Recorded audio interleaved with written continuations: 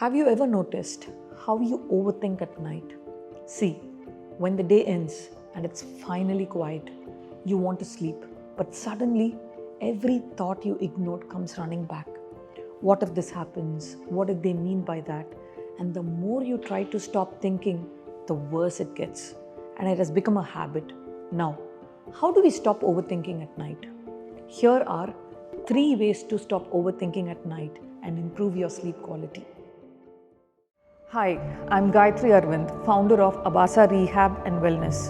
We offer residential rehabilitation for people struggling with addiction, mental health disorders, eating disorders, and chronic conditions. Over the past 6 years, we have helped over thousands of people reclaim their lives through personalized care.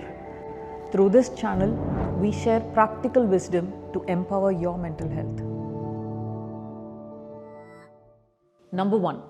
Give your brain a safe place to land. See, throughout the day, your brain keeps collecting tiny unfinished thoughts like awkward talk, the calls we missed consciously, or a task left halfway.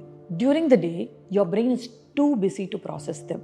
So, it collects everything and stores it like a pile of documents. And during the night time, your brain doesn't need to process anything in the outside world. So, it starts focusing on the inside and automatically starts processing the pile of documents. It will go like, okay, now that we have time, let's deal with everything now. That's why you start overthinking. This is done by something called the default mode network. The DMN's job is to process the pile of documents, so you don't have any backlog. That's where overthinking begins. Now, how do we tell this default mode network, don't process the documents now? You can't, right? If you force it to stop doing its job, it will not listen. Overthinking will get worse. So, what can you do is help your default mode network to do its job before going to bed. Like take a small notebook and write 3 lines. What happened today? What I'll handle tomorrow? And what I need to let go. And don't just vent. Add a little logic. If something is pending, write why. The website's delayed because the client hasn't sent content. So I'll close the tab now and reopen in the morning. Once your brain sees a reason and a future plan, it stops thinking about it and it will realize, okay, that made sense and we'll close the document for now. Number 2, calm your body first. The one thing you have to understand is your brain does not work alone. It is constantly connected to your body. And what do I mean by that? Think about it. When you get a thought, let's say you are anxious, your heart rate will go up, right?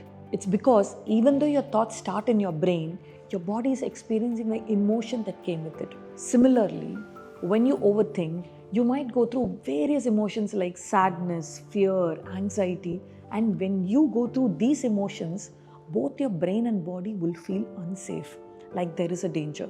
So, to protect you, your brain will say, hey listen, something is wrong. Keep thinking till it's fixed.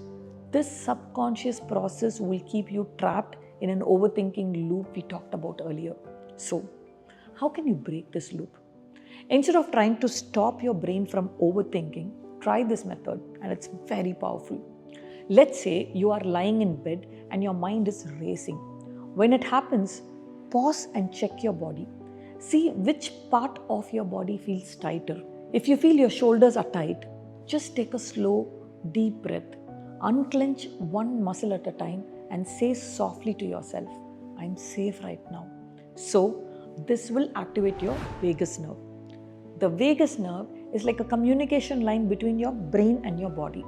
When your vagus nerve is activated, your body will feel relaxed like it's safe.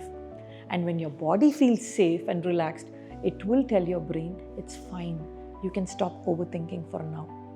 Accessing your brain through your body is a very simple yet powerful method to stop overthinking. Number 3, rewire your night triggers. This is the most important one. I want you to ask yourself, how many months or years have you been overthinking at night? For someone, it could be a few months, and there are people who are struggling with this for years. See, the reason I say this is your brain has watched you go through the same pattern for months and years. You want to sleep, you close your eyes, thoughts begin to race and you will lose your sleep. So, it learns something dangerous without you even knowing that bed means overthinking time. That's why the moment your head touches the pillow, it doesn't relax. It starts preparing for a mental marathon. It's like how you train a pet. Every night you give your brain the same cue, like it's time to worry, and your brain, like a loyal dog, it obeys. Now, how do you change that? You have to retrain it. There are many ways. I'll tell you one thing. If you find yourself overthinking in bed, get up and move out immediately. You can take a walk or sip some water and relax, or sit on the couch and overthink. But the rule is you should not go to bed until you feel sleepy. See, initially when you do this, your brain will be confused. But after a few nights, it will relearn that. So, this guy or girl goes to bed only when they are really sleepy. So, bed is equal to rest and sleep. Now, arriving at this place might take time, but eventually you will be able to sleep in your bed without overthinking. In psychology, it is called stimulus control, a method in cognitive behavioral therapy. And when you practice this, you will be able to fall asleep faster without overthinking and get a better quality of sleep.